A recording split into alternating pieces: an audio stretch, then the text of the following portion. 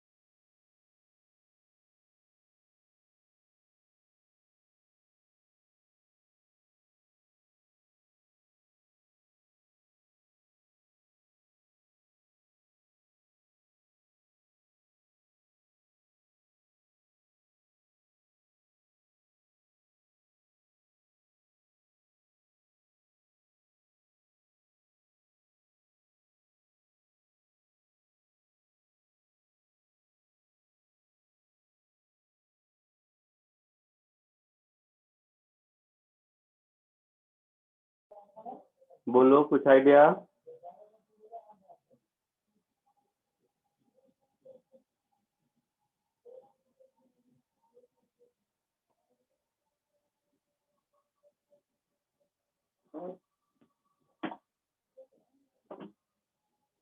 बोलिए।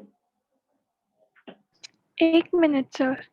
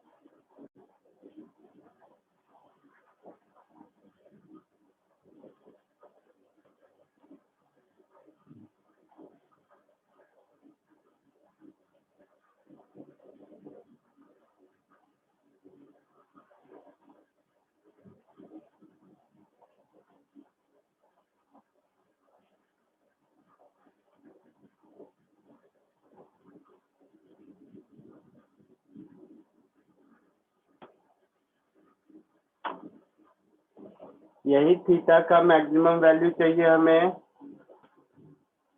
यस है ना।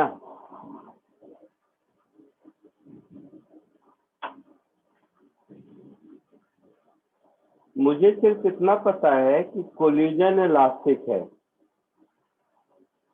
ऑब्लिक है, कैसा क्या हो रहा है ये सब कुछ नहीं पता, ठीक है। यस तो कोई भी कोलिजन हो मोमेंटम तो कंजर्व रहेगा, यस हाँ सर। हाँ ना। तो कोई भी कोलिजन हो मोमेंटम अगर कंजर्व रहेगा तो मैं ऐसा लिख सकता हूँ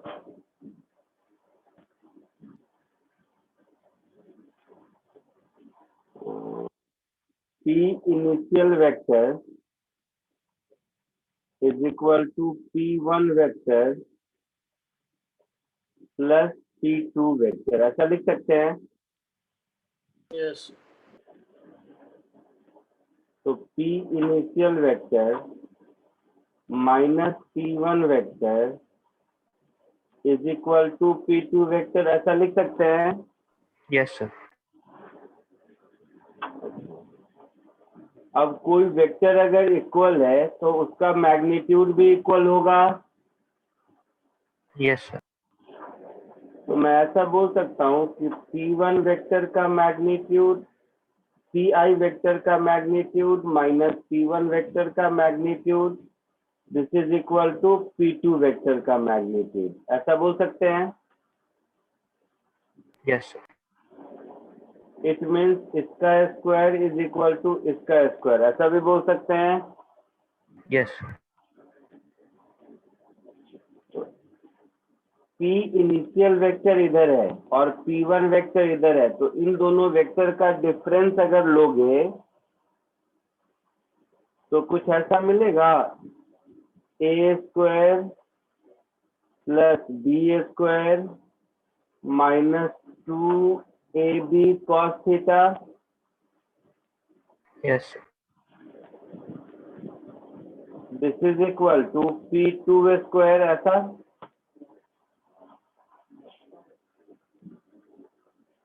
बोलिए।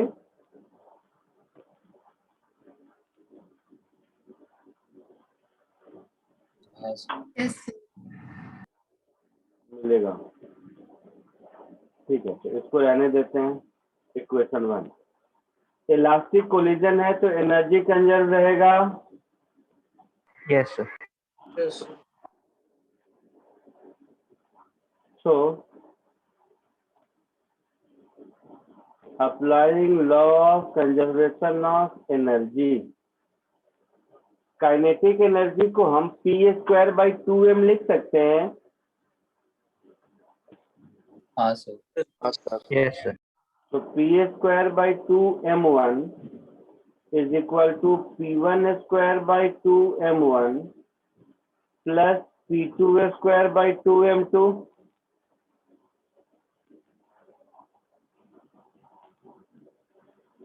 होगा ऐसा? हाँ सर। तो थोड़ा और ठीक कर लेते हैं। 1/2m1 common, p² minus p1² is equal to 1/2m2 p2²। ऐसा?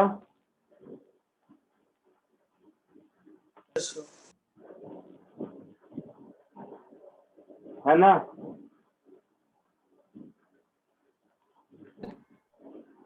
बोलो। Yes, sir.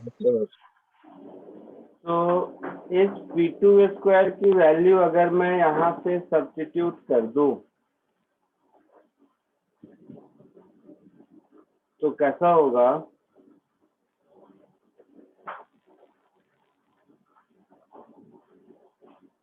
p² minus p1² upon 2m1 is equal to 1/2m2 और p2² ऊपर से क्या मिला था मुझे?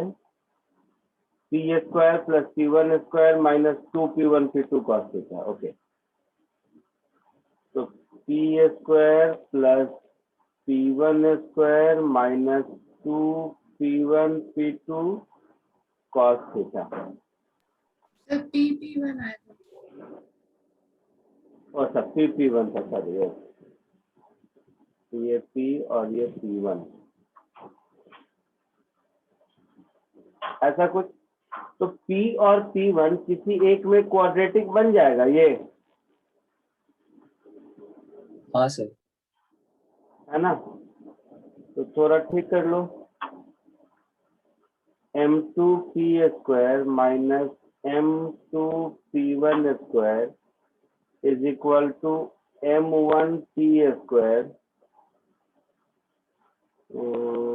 plus m1p1² minus 2m1p1 cos theta. कुछ ऐसा? हाँ सर। इसको मैं p1 में क्वाड्रेटिक बनाना चाहता हूं अगर, तो कौन सा टर्म किधर ले जाऊं? यहाँ p1, यहाँ p1, इस साइड ले जाता हूं। तो m1 प्लस m2 p1², ये टर्म गया, ये टर्म गया, minus 2m1 p1 cos theta, ये टर्म भी हो गया,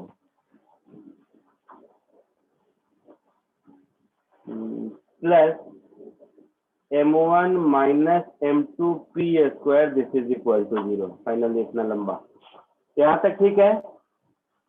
अब अगर ये कोलिजन हुआ है तो p1 का कोई तो फाइनाइट वैल्यू होगा, रियल वैल्यू। Yes, sir.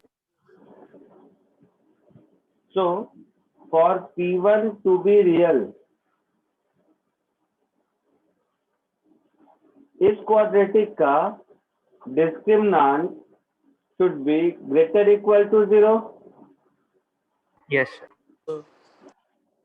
तो p1 में जो क्वाड्रेटिक है उसका डिस्क्रिमिनेंट क्या होगा? एक बार देखो, p1 b² that is 4m1² p² cos² theta, b² minus 4ac, तो minus 4m1 plus m2 into m1 minus m2 p², this should be greater equal to 0। Yes. तो ये 4, ये p², ये 4, ये p² कॉमन होके चला जाएगा। Yes. तो m1 square cos square theta minus m1 square minus नहीं plus m2 square, this should be greater equal to 0. Yes, sir. तो 1 minus cos square is sine square, ऐसा। तो m2 square should be greater than equal to m1 square sine square theta. So finally sin theta should be less than equal to under root m2 upon m1। मतलब theta maximum की value हो गई sine inverse, sorry ये square है ना, sine inverse m2 upon m1, ये हमारा answer होगा।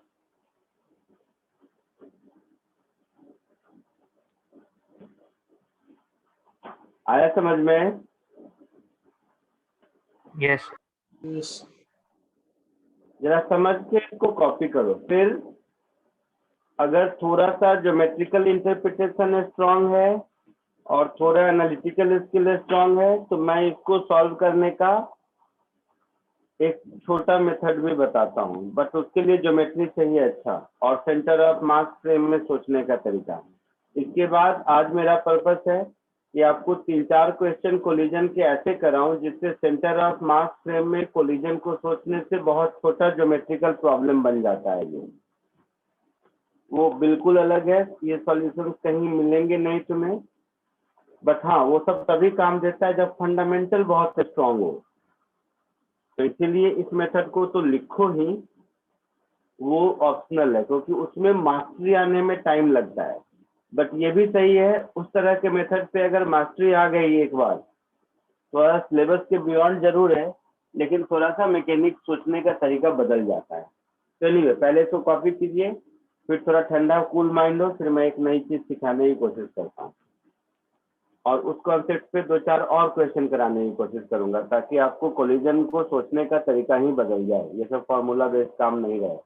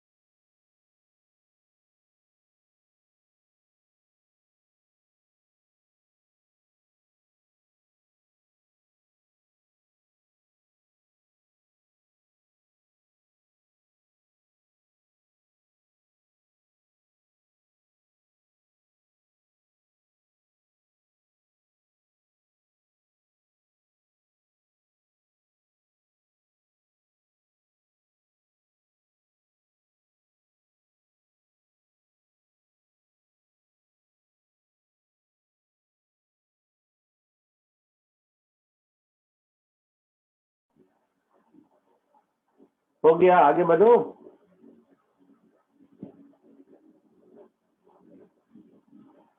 हो गया सब लोगों का? Yes, sir. Yes sir, हो गया।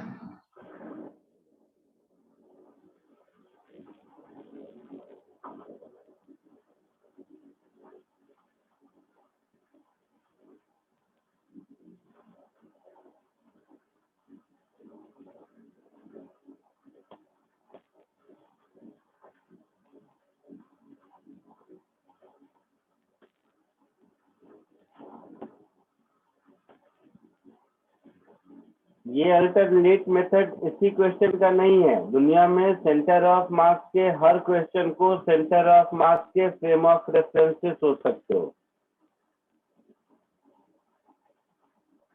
देखना, एक चीज अभी दिखाऊंगा, तुम्हें लगेगा अच्छा इतना आसान था। सेंटर ऑफ मास में चाहे मान लो जैसे हेड ऑन कोलिजन ही था, तो हम लोगों ने कितना लंबा मेहनत करके फॉर्मूला डिराइव किया था, है ना? Coefficient of restitution, kinetic energy, क्या क्या करके उतना लंबा लंबा फॉर्मूला डिराइव किया था। तो खैर वो डेरिवेशन बाद में, पहले इस क्वेश्चन के हिसाब से सुनो। सब लिखना बंद करो 5 मिनट के लिए प्लीज, और मेरी बात ध्यान से सुनो। सब लोग ध्यान से सुन रहे हो? लिखना बंद किया? Yes sir. Yes. मैं अपना फैन ऑफ कर देता हूँ, कोई डिस्टरबेंस नहीं। आपको ध्यान से सुनना मैं जो कह रहा हूँ, चुपचाप एक बार समझने का काम है। ये एक मास m1 था और इसकी वेलोसिटी u थी। ये एक दूसरा मास था जो कि रेस्ट में था, ठीक है? Yes, sir. Yes, sir. तो m2 था, सॉरी। तो सेंटर ऑफ मास की वेलोसिटी हो जाएगी m1u upon m1 plus m2। कोई दिक्कत नहीं ज्योमेट्री में? नहीं नो सर। No, sir. अच्छा, अब इसी डायग्राम को मैं सेंटर ऑफ मास के फ्रेम से लिखता हूँ। सेंटर ऑफ मास के फ्रेम का मतलब है कि ऑब्जर्वर अब आपका सेंटर ऑफ मास पे बैठा हुआ है, तो वो अब अगर देखेगा तो m2 को उसकी वेलोसिटी इधर दिखाई देगी, कितनी? तो m1u upon m1 plus m2। हाँ या ना, केवल इतना बोलो। Yes sir. इतना मत, लिखने का काम Yes. बाद में। Yes. श्योर? और इसको m1 की वेलोसिटी इधर दिखाई देगी, Yes. कितनी? U minus VC. u minus VCM। Very You good. guys.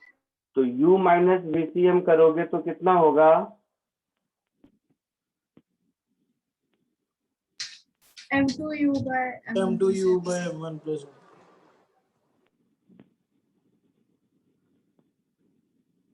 ऐसा होगा? Yes. अच्छा, अब अगर मैं सेंटर ऑफ मास के फ्रेम में देखूं तो मुझे ये दोनों ऑब्जेक्ट एक दूसरे की ओर आता हुआ दिखाई देगा इस वेलोसिटी से, ठीक है? Yes. अब जो काम की बात है मैं लिख भी दूंगा, बट मेरी बात ध्यान से सुनो।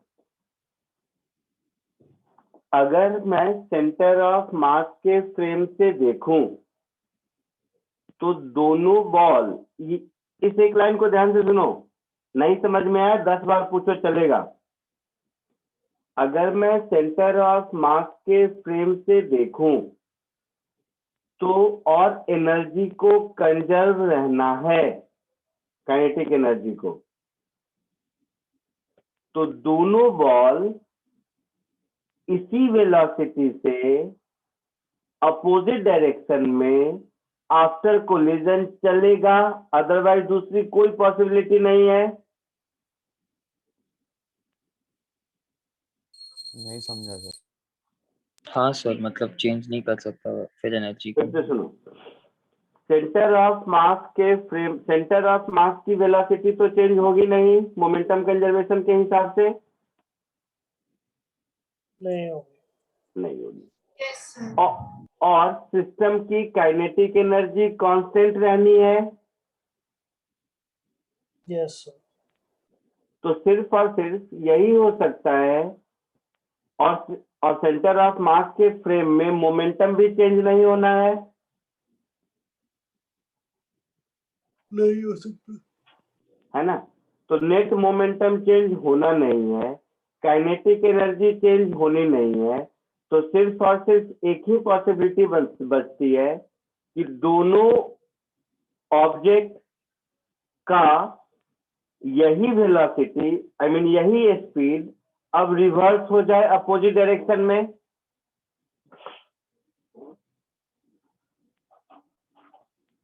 Yes, sir. ताकि एनर्जी Yes, की sir. पक्का?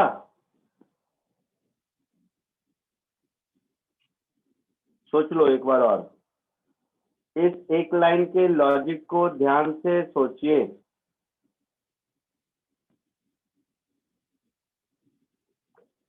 मैं फिर से कह रहा हूं, चलो एक बार मैं फिर से कह रहा हूं। सेंटर ऑफ मास के, दूसरा तरीका इसी को समझाने का, सेंटर ऑफ मास के फ्रेम में दुनिया के किसी भी कोलिजन को अगर देखोगे तो मोमेंटम बिफोर कोलिजन हमेशा 0 होगा सेंटर ऑफ मास के फ्रेम में। ऐसे भी दिख रहा है ना, m1v1 प्लस m2v2 का वेक्टर सम 0 दिख रहा है। Yes, sir. तो बिफोर कोलिजन सेंटर ऑफ मास के फ्रेम में मोमेंटम को 0 रहना है, पक्का? Yes, sir. तो बिफोर कोलिजन अगर मोमेंटम को 0 रखना है सेंटर ऑफ मास के फ्रेम में, तो सेंटर ऑफ मास के फ्रेम में आफ्टर कोलिजन भी मोमेंटम को 0 रखना है। तो आफ्टर कोलिजन मोमेंटम 0 तभी होगा जब ये दोनों वेक्टर अपना, ये दोनों वेक्टर कैसे अपोजिट डायरेक्शन में हैं, तो आफ्टर कोलिजन भी दोनों वेक्टर अपोजिट डायरेक्शन में होंगे, Yes. तभी m1v1 m2v2 का मोमेंटम 0 होगा। Yes. Yes, sir. दो वेक्टर का सम 0 तभी होगा जब दोनों वेक्टर एक दूसरे के अपोजिट डायरेक्शन में होंगे। Yes, sir.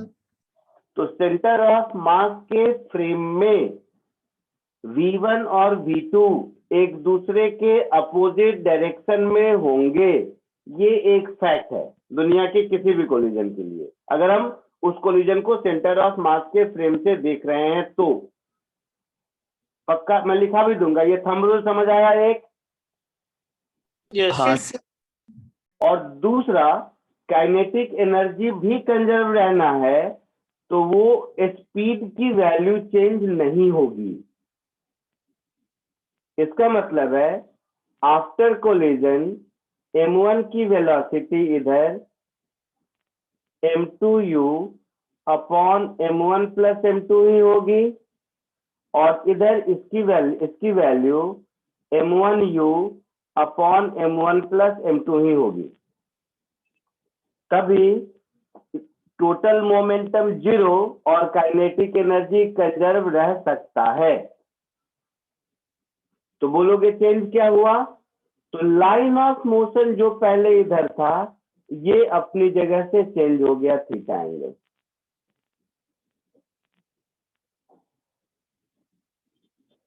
कोई डाउट? नहीं sir. No, sir. अच्छा, तो ये जो मैंने ऊपर लिखा था ये सेंटर ऑफ मास फ्रेम में बिफोर कोलिजन का डायग्राम था, और ये डायग्राम आफ्टर कोलिजन का हो गया।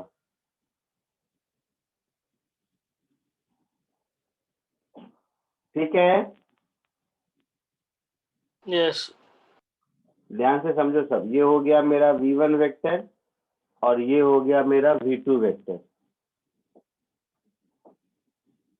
और ये हो गया मेरा v2 वेक्टर। ठीक है, तो ये v1 और v2 वेक्टर सेंटर ऑफ मास के फ्रेम में है ना? Yes, sir. तो ग्राउंड के फ्रेम में ग्राउंड के फ्रेम में इसकी वेलोसिटी क्या होगी, इसमें VCM को ऐड कर देंगे। वेलोसिटी ऑफ सेंटर ऑफ मास तो चेंज नहीं होना है, इसका मैग्नीट्यूड और डायरेक्शन तो इधर ही होगा। ऐसा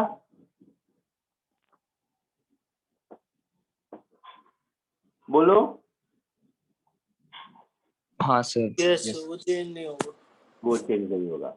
तो एक्चुअल वेलोसिटी अगर मुझे V1 V2 की निकालनी है, तो ये जो V1 वेक्टर मैंने लिखा है, V1 vector with in centre of mass frame, यह V2 vector in centre of mass frame, इन दोनों में VCOM अगर हम ऐड कर दिए तो हमारा काम चलेगा। Yes, sir. ठीक है।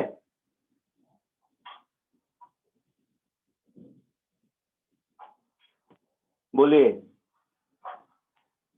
Yes, sir. चलेगा। चलेगा। तो अब आ जाते हैं हम लोग वेक्टर डायग्राम पर। लिखने का टाइम मैं दूंगा, घबराइए नहीं। वेक्टर डायग्राम का मतलब है कि ये हो गया मेरा VCOM वेक्टर, इसमें मैंने ऐड कर दिया V1 COM वेक्टर, ऐड कर दिया ये। तो इन दोनों का जो सम होगा यही होगा मेरा V1 वेक्टर।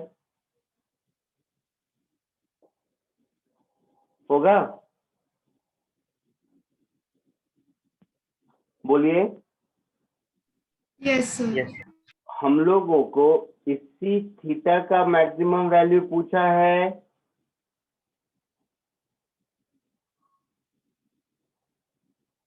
हम लोगों को इसी थीटा का मैक्सिमम वैल्यू पूछा है, हाँ या ना?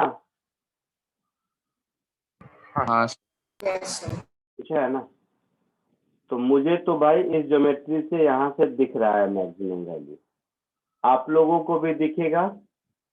बट उससे पहले क्या कीजिए, इस अल्टरनेटिव मेथड को एक एक लाइन समझ के लिख लो और मन ही मन सोचो स्कूल लेवल की ज्योमेट्री से कि इस थीटा का मैक्सिमम वैल्यू क्या होगा, इस ट्रायंगल में इस थीटा का वैल्यू मैक्सिमम क्या होगा।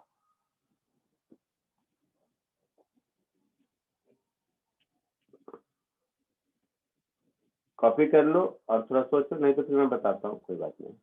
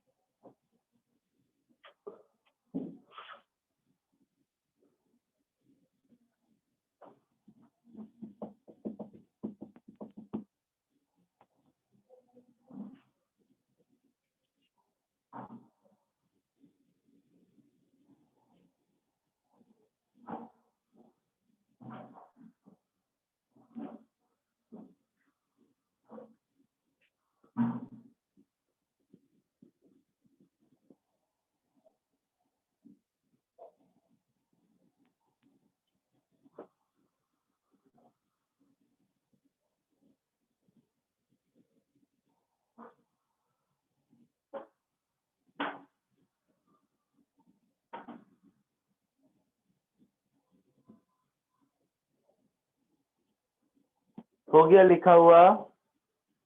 नहीं सर, एक No, sir. 2 minutes.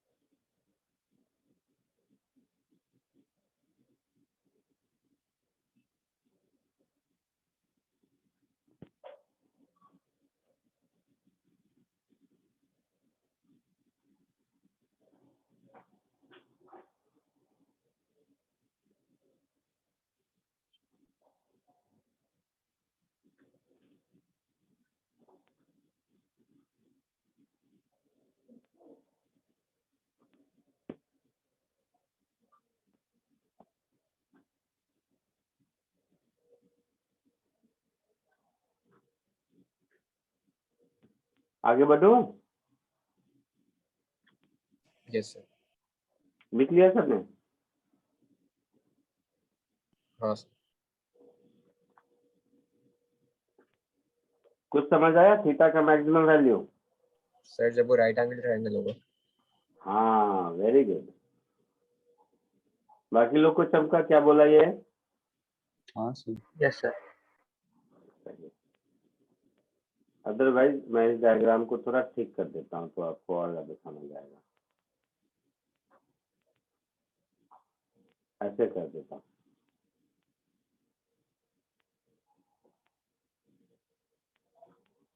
तो ज्यादा से ज्यादा क्या हो सकता है? ये इस पर परपेंडिकुलर हो सकता है।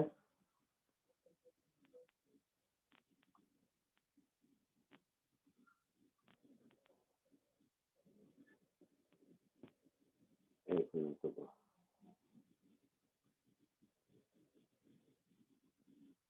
तो थीटा मैक्सिमम के केस में यही हो सकता है ना?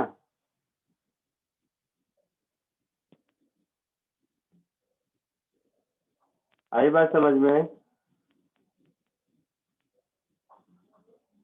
तो थीटा मैक्सिमम दिख रहा है, sine theta P by B. तो पी बाई बी मतलब V P by H, sorry, V1 COM upon VCM, V1 COM upon VCOM, यही है ना? बोलो। Yes sir. तो ये क्या साइन इनवर्स क्या आता है? M1 अपॉन M2 या M2 अपॉन M1?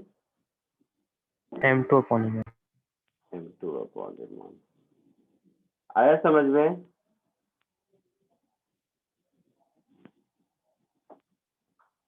आया समझ में? Yes sir. तो दो चीजें हमेशा गांठ बांध लो। देखो इसका take away, in centre of mass frame of reference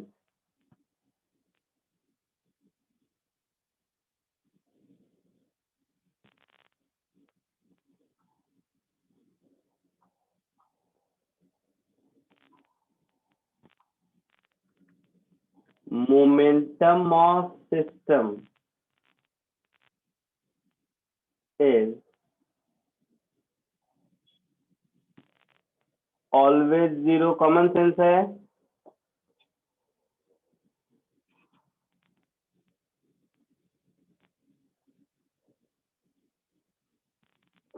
होगा ही ना? Yes sir. कोई डाउट किसी को?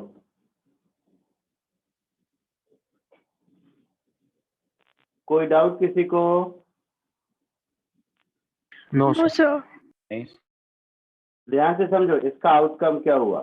तो दो वेक्टर जीरो तभी हो सकता है जब इक्वल अपोजिट हो।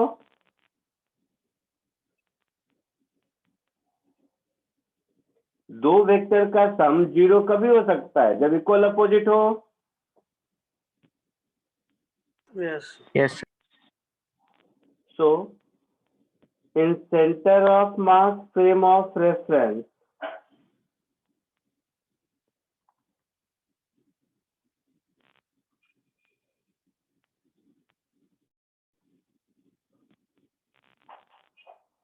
momentum of both objects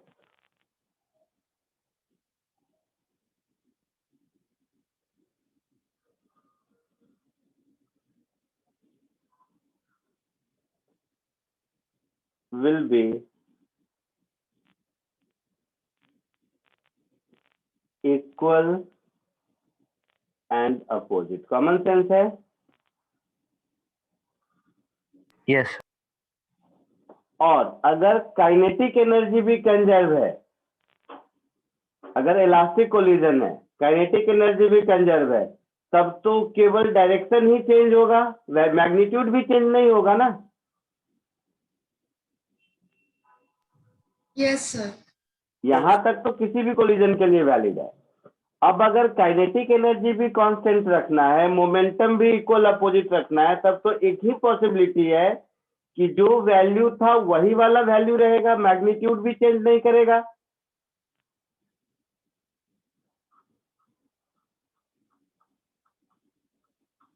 है ना? हाँ सर। पक्का सब कन्विंस्ड हो? Yes, sir. और अगर इलास्टिक नहीं होगा तो केवल ऊपर वाला 2 पॉइंट सही है। If collision is elastic then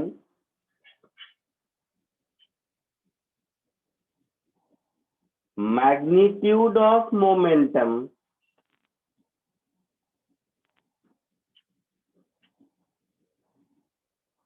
will not change.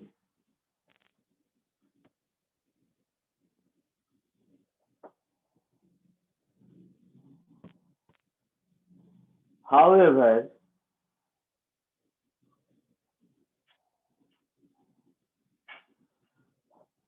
its direction will change for individual object. यहां तक समझ आया सबको? Yes, sir. कॉपी कर लो।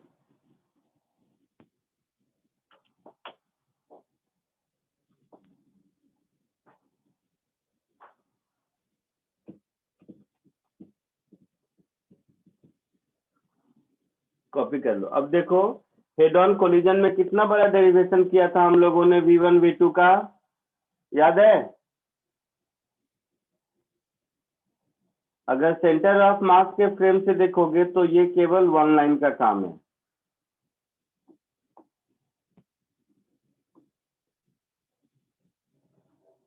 बट वो तुम लोग करते रहना, मैं एक नया क्वेश्चन देता हूँ। चलो चलो, कॉपी कर लियो, आगे बढ़ो। लास्ट लाइन बाकी।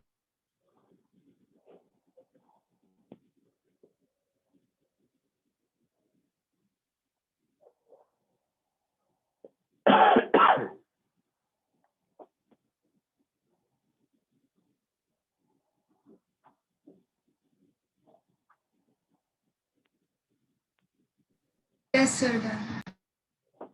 हो गया? चलो एक और क्वेश्चन करो।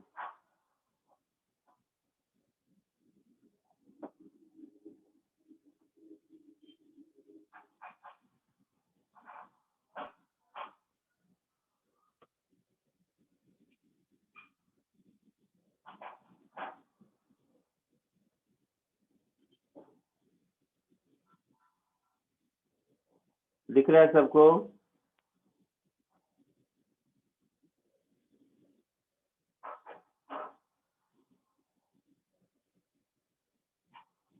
ये भी एक अच्छा क्वेश्चन है, बट पहला जैसा दिया था उतना अच्छा नहीं है, ठीक ठाक है। कोशिश कीजिए।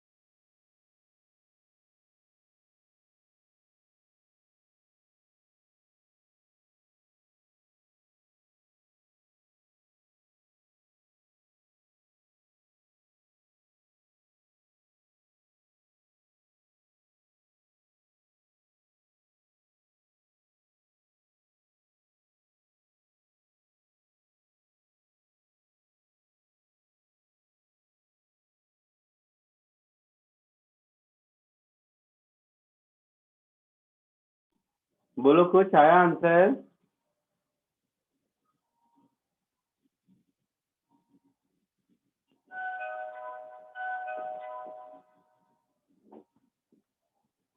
बोलो आया कुछ आंसर?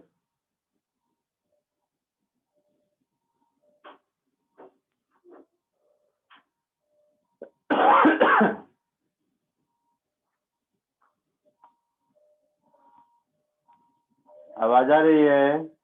हाँ सर। हाँ सर। Yes, sir. आया कुछ आंसर?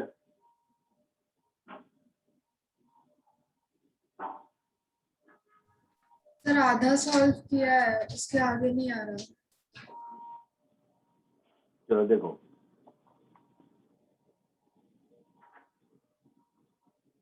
Same story. ये है m और ये है 2m। ये इधर जा रहा है u स्पीड से। अभी वेलोसिटी ऑफ सेंटर ऑफ मास कितना होगा? U/3. u/3 किधर होगा? Right Right. Word direction. ठीक है। Yes, sir. अब इसी को सेंटर ऑफ मास के फ्रेम से अगर मैं देखूं तो मुझे ये 2m वाला u/3 स्पीड से इधर आता हुआ दिखेगा, Yes, sir. हाँ सर। और ये m वाला किस स्पीड से दिखेगा? 2u/3। U/3. U/3. 2u/3 से दिखेगा इधर। सेंटर ऑफ मास फ्रेम में देखो मोमेंटम 0 दिख रहा है। Yes, sir.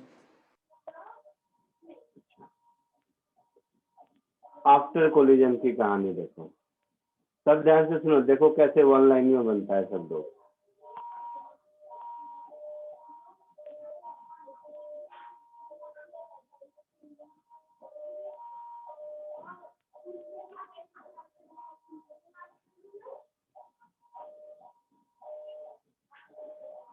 क्वेश्चन में एक चीज मेंशन कर दिया है कि दोनों की वेलोसिटी का x कंपोनेंट इक्वल है।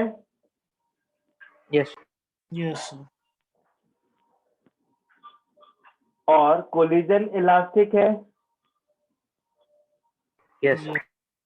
तो कोलिजन इलास्टिक है तो जैसा अभी सिखाया था, सेंटर ऑफ मास के फ्रेम में दोनों की वेलोसिटी का डायरेक्शन एक दूसरे के अपोजिट हो जाएगा। Yes, opposite होगा. Yes. Yes, sir. और साथ में एक्स कोऑर्डिनेट भी सेम रहना है। Yes, sir. और एक्स कोऑर्डिनेट है सेंटर ऑफ मास का भी u/3 है। तो देखो इस Yes. वेक्टर को मैं ऐसा लिखूं, सब ध्यान से देखेगा, कि इसका 2u/3 इधर हो गया m का, और 2m का u/3 इधर हो गया, और साथ ही साथ सेंटर ऑफ मास का वेलोसिटी तो चेंज नहीं करेगा। नहीं करूँगा. तो VCOM जो पहले था वही रह गया u/3, है ना? यही एक पॉसिबिलिटी दिख रही है। Yes, sir. Yes, sir. फिर से समझो, क्योंकि ग्राउंड के रेस्पेक्ट में जो भी वेलोसिटी होगी वो VCOM प्लस V1COM होगा, दोनों ही में। Yes. Yes. तो दोनों ही में V1COM और V2COM ये दोनों अगर इंडिविजुअली 0 होगा तभी VCOM दोनों में x कॉमन होगा, Yes, sir. है ना? क्या पूछा था वैसे, मैं देखा नहीं। Angle theta with They're respect. made by m2 velocity with x-axis.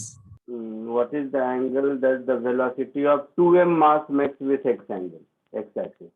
तो 2m की वेलोसिटी ग्राउंड फ्रेम में क्या हो गई? ग्राउंड फ्रेम में m की वेलोसिटी हो गई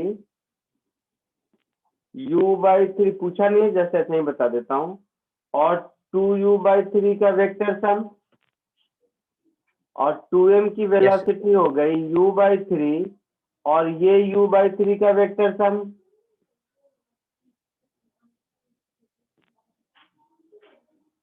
होगा ना? तो फाइनली एंगल इज 45 डिग्री। समझ आया? यस सर, समझा। देखो, कहीं कोई इक्वेशन कुछ लिखने की जरूरत नहीं है, थोड़ा सा अपने सोचने के तरीका को बदलने की जरूरत है, और कुछ नहीं। कोलिजन के मैक्सिमम प्रॉब्लम आपके ऐसे हो जाएंगे, अभी तक जो आप पहले कर रहे थे वो भी।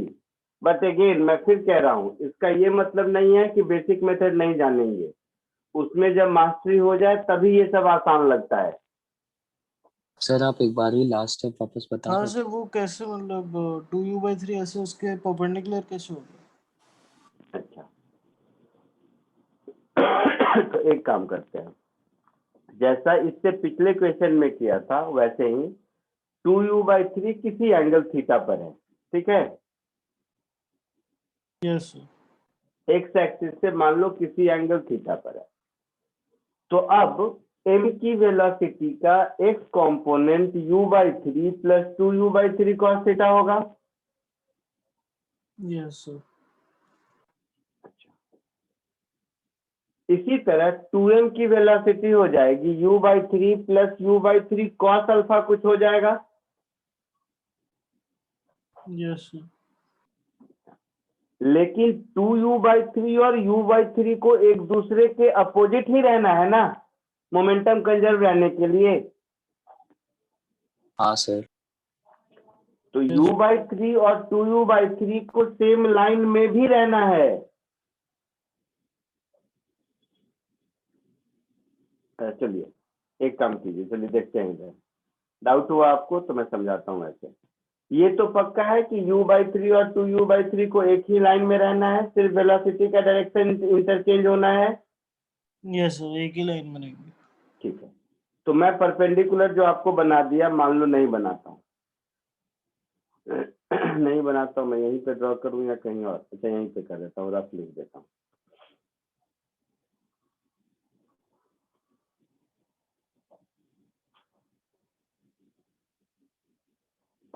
मैंने परपेंडिकुलर बना दिया तो आपको दिक्कत हो गई, तो मैं ऐसा करता हूँ, मैं परपेंडिकुलर नहीं, कोई भी जनरल एंगल थीटा बना देता हूँ। तो कोई भी एक जनरल एंगल थीटा बना दिया मैंने। ये हो गया मेरा VCOM का u/3 वेक्टर। इसका तो मैग्नीट्यूड डायरेक्शन कुछ चेंज नहीं होगा, नहीं सर, सेम रहेगा। और ये हो गया V1, तो ये हो गया 2u/3 वाला वेक्टर, और Yes. ये हो गया u/3 वाला वेक्टर। ठीक है? Yes sir. अब अगर मैं ये एंगल थीटा कर देता हूं तो दोनों की वेलोसिटी का x कंपोनेंट इक्वल होना चाहिए। ये थीटा और ये भी थीटा है, होगा? Yes sir. तो ऊपर वाले के वेलोसिटी का x कंपोनेंट क्या होगा? u/3 plus 2u/3 cos theta होगा। Yes sir. इसका x कंपोनेंट क्या होगा? u/3 minus u/3 cos theta होगा। Yes sir. तो ये दोनों वेक्टर इक्वल कब हो सकता है? जब थीटा 90 हो। यस सर, तो cos थीटा 0 हो जाएगा। आया समझ में? हाँ यस सर। तो ये दोनों अगर इक्वल है, जो कि क्वेश्चन में है, तो थीटा 90 हो सकता है ना?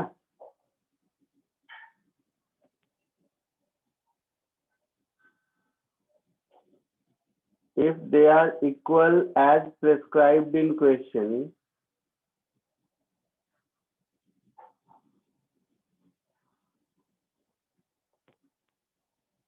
then theta is equal to 90 degree only, nothing else. ठीक है, तो ये मेथड बहुत अच्छा है, मैं फिर कह रहा हूँ, लेकिन थोड़ा सा मेंटल एक्सरसाइज ज्यादा है, फिजिक्स ज्यादा है, कम है, ज्योमेट्री ज्यादा है, थोड़ा दिमाग लगाना है। दुनिया में कोलिजन का हर प्रॉब्लम आप ऐसे कर सकते हो सेंटर ऑफ मास सिस्टम में। कोलिजन ही क्या, अभी तो खैर आप लोगों को उतना पढ़ना नहीं है, मतलब सिस्टम ऑफ पार्टिकल मतलब सेंटर ऑफ मास, अगर वो यूज करने आ गया तो आपकी लाइफ आसान हो जाएगी।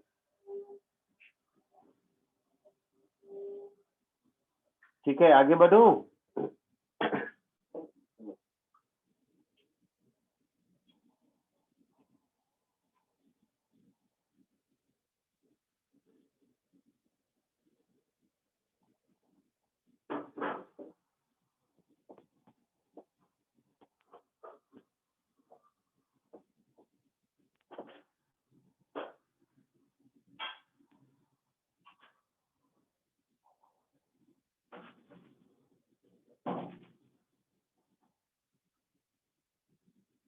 बोलो, आगे बढ़ूं? Yes sir. चलो एक इजी क्वेश्चन देता हूँ, बहुत हो गया ऐसा वाला, नहीं तो फिर थोड़ी देर के बाद कुछ और ठीक ठाक प्रॉब्लम दे दूंगा। चलिए नेक्स्ट क्वेश्चन, क्वेश्चन नंबर 3 होगा ना। ये आसान है, ये सबका होना चाहिए, पहले ही बोल रहा हूँ, इसमें कोई बहुत ज्यादा ये नहीं है, वैसे है ये क्वेश्चन भी यूरोडोव का, बट ये थोड़ा सा रिलेटिवली इजी क्वेश्चन है, कॉमन सेंस वाला क्वेश्चन, कोशिश कीजिए इसको।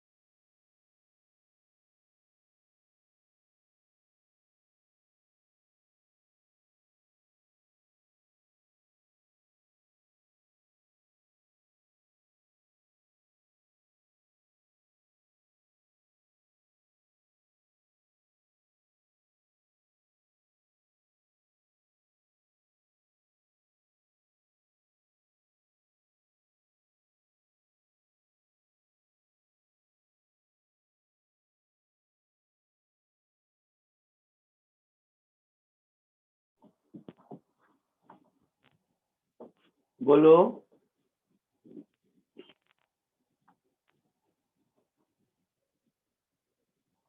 आया किसी को आंसर?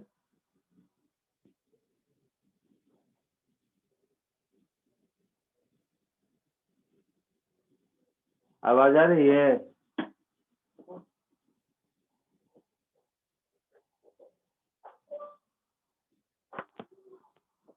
बोलिए, आवाज आ रही है? हाँ सर आवाज आ रही कुछ आया आंसर?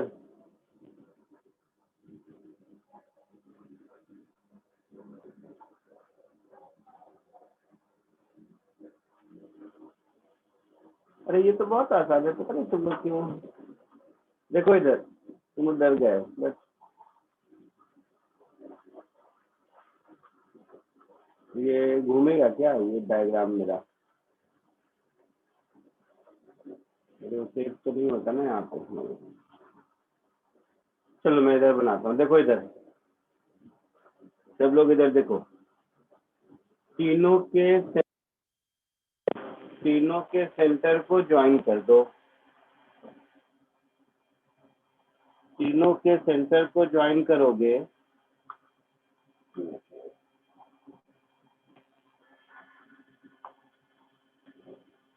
इसके सेंटर को ज्वाइन करोगे, मान लो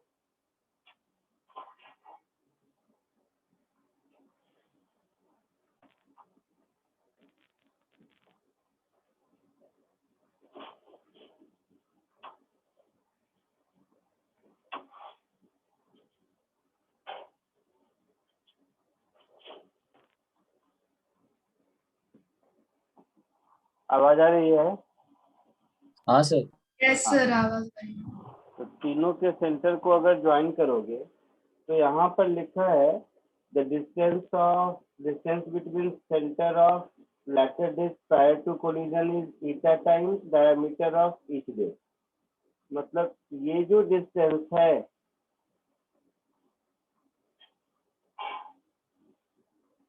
ये eta टाइम्स r और ये भी eta टाइम्स r होगा और ये Yes, sir. 2r होगा और ये 2r होगा, हाँ या ना? Yes, sir. पक्का? कोई डाउट किसी को तो बोलो।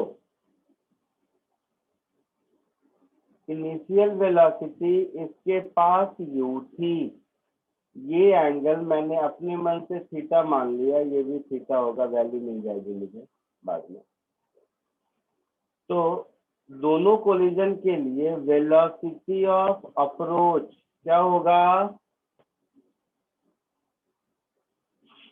u cos थीटा होगा। Yes, sir. हाँ सर।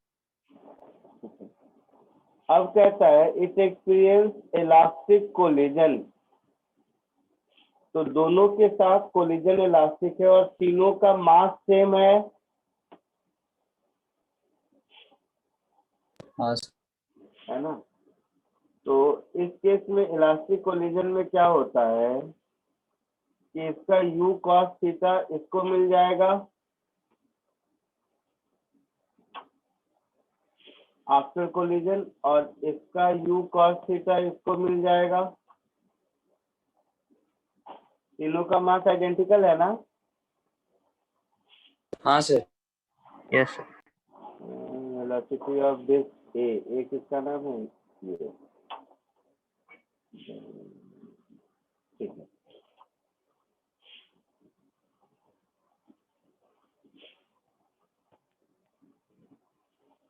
एक मिनट रुक जाओ, मैं कुछ सोचता हूँ। तो u का u cos थीटा इधर, इधर भी u cos theta, u sin theta फिर इस पर परपेंडिकुलर हो जाएगा, वो किधर होगा?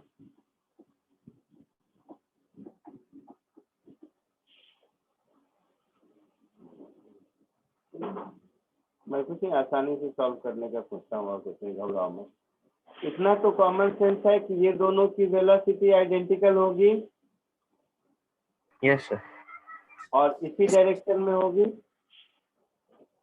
हाँ हो गया Yes. तो देखो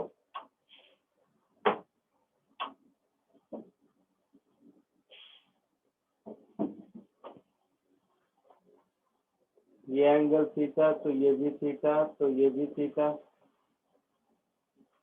ठीक है। मोमेंटम कंजर्व अगर करेंगे हम लोग,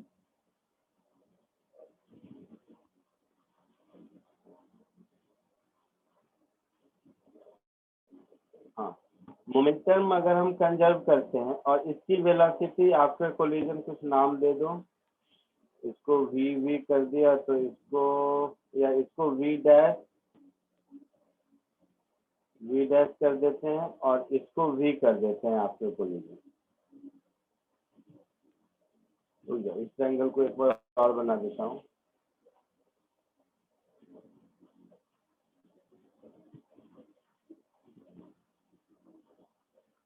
तो आफ्टर कोलिजन ये हो गया वी डैश, ये भी हो गया वी डैश, और ये हो गया वी मान लिया था।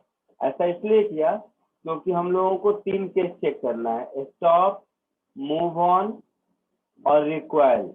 तो जब v की वैल्यू 0 हो जाएगी तो वो कंडीशन स्टॉप हो गया, v की वैल्यू पॉजिटिव रहेगी तो वो कंडीशन मूव ऑन हो गया, और v की वैल्यू नेगेटिव हो जाएगी तो वो कंडीशन रिक्वायल हो गया। तो एक ही बार ये v मान लेता हूँ तो मेरा काम चलेगा।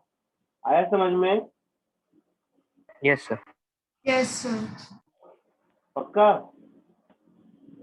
सर Yes, एक sir. और बारी बोलिए एक मैंने बॉल की इनिशियल वेलोसिटी अपने मन से v, इनिशियल वेलोसिटी u है, फाइनल वेलोसिटी मैंने v मान ली। हाँ सर। फाइनल वेलोसिटी v इसलिए मान ली क्योंकि क्वेश्चन को पढ़ोगे तो क्वेश्चन में हम लोगों को 3 केस डिस्कस करना है कि कोलिजन के बाद बॉल 1 स्टॉप हो गया, कोलिजन के बाद ball 2 I mean same direction में जा रहा है, या फिर कोलिजन के बाद बॉल 2 वापस जा रहा है, ऐसा कुछ है ना। Require, stop and move on, 3 कहानी है ना बेटा। हाँ सर। तो इस v की वैल्यू अगर पॉजिटिव मिलेगी तो हम उसको बोलेंगे मूव ऑन, 0 मिलेगी तो हम उसको बोलेंगे रिक्वायल, सॉरी स्टॉप, और नेगेटिव मिलेगी तो हम उसको बोलेंगे रिक्वायल। हाँ सर समझे। ठीक है, तो ये चेक करने के लिए मैंने उसको v मान लिया ताकि एक ही साथ दोनों के सारे केसेस डिस्कस हो जाएं। ठीक है, ठीक है। Yes, sir. तो अब आ जाओ मोमेंटम कंजर्वेशन पर। मोमेंटम कंजर्वेशन से हम ये लिख सकते हैं कि mu is equal to 2mv dash cos theta plus mv, ऐसा लिख सकते हैं। हाँ सर। Yes, sir. यहाँ से मुझे मिल गया u is equal to 2v dash cos theta plus v। एक ये इक्वेशन हो गया। हाँ सर। और अगर ये Yes. v है तो मेरा वेलोसिटी ऑफ सेपरेशन ये हो जाएगा v dash minus v cos theta.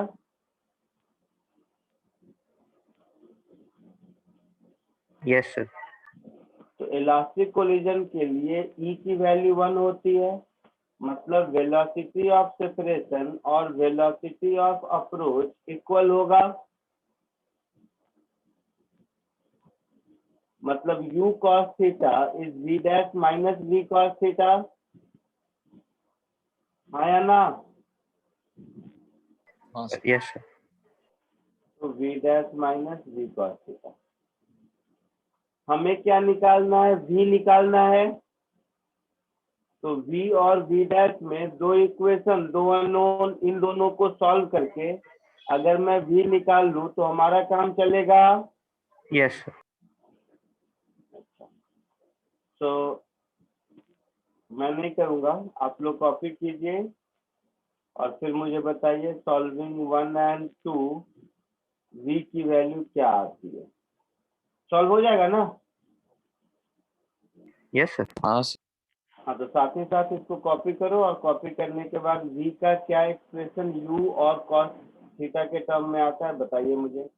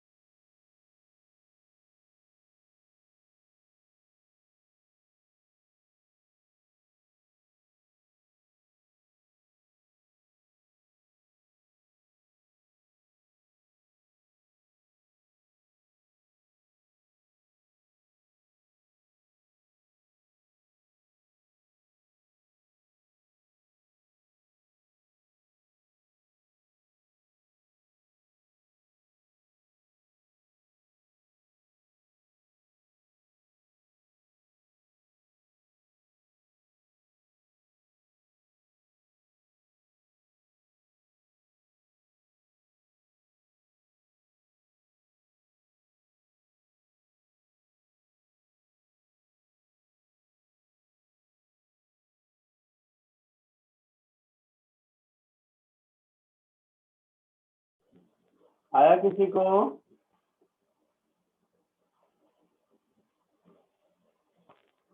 Sir eta square minus 2 upon 6 minus eta square into u.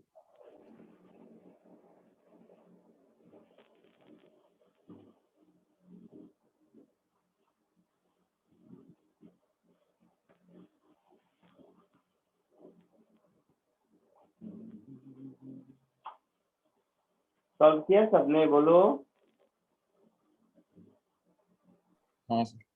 कोई एक मुझे बता दो क्या आया। सर cos थीटा के टर्म में या eta के टर्म में? cos थीटा के टर्म में बता दो। 1 minus 2 cos square theta into u upon 1 plus 2 cos square theta.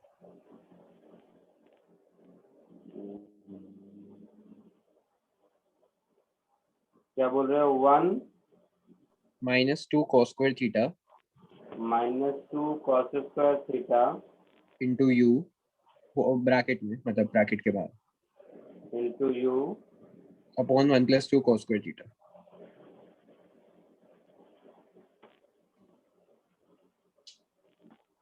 Upon 1 plus 2 cos square theta. ऐसा हाँ सर। सबको यही आया क्या? यस सर, यही आया। मैंने tan के टर्म्स में लिखा उसको। ठीक है, तो इस ट्रायंगल में tan थीटा की वैल्यू क्या होगी? p बाई नहीं, sin थीटा की वैल्यू p by H, that is eta by 2 sin theta होगा। Yes sir. अच्छा, तो यहाँ पर लिख दो sin theta is eta by 2। तो cos थीटा क्या हो जाएगा? Under root 4 minus eta square by 2। ऐसा होगा।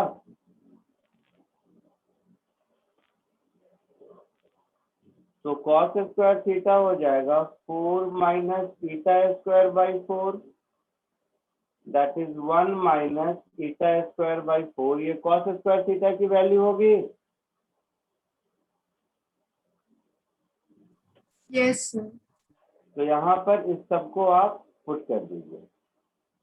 तो ये हो गया 1 माइनस 2 cos स्क्वायर थीटा, तो minus 2 plus 2 eta square by 4 upon 1 plus 2 minus 2 eta square by 4, ऐसा कुछ, इंटू यू। यहाँ तक कोई दिक्कत? No sir. तो 4 एलसीएम लेके सब हटा दोगे तो ऊपर बचेगा, शायद देखना, मुझे कुछ गलत हो तो बताना, 2 ईटा स्क्वायर माइनस 4 और नीचे बचेगा 2 1 जा 3, 2 1 3, 3 4 जा 12, 4 minus 2 eta square. Yes sir. ऐसा होगा। तो सबसे पहले v इक्वल टू 0 जब वो स्टॉप हो जाएगा, तो v इक्वल टू 0 होगा जब n की वैल्यू √2 होगी।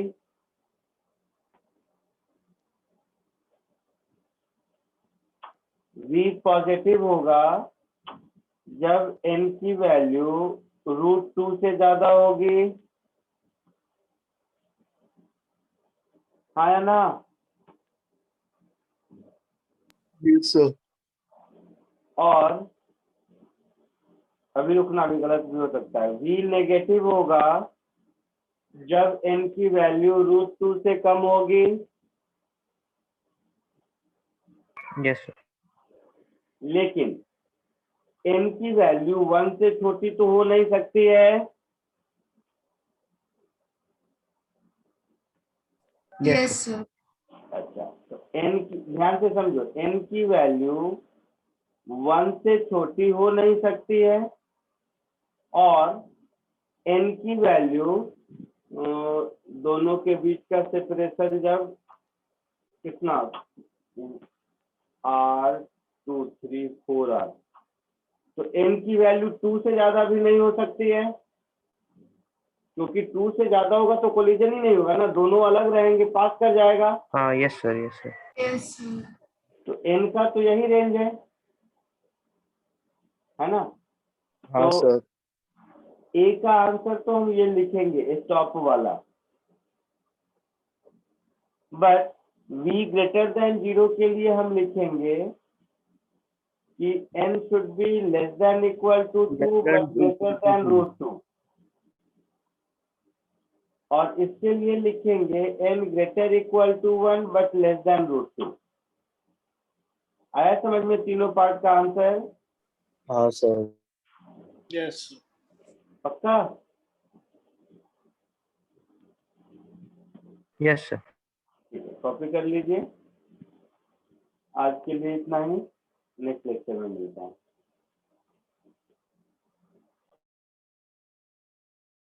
Bye sir, thank you sir. Thank you sir bye sir bye sir, thank you. Bye.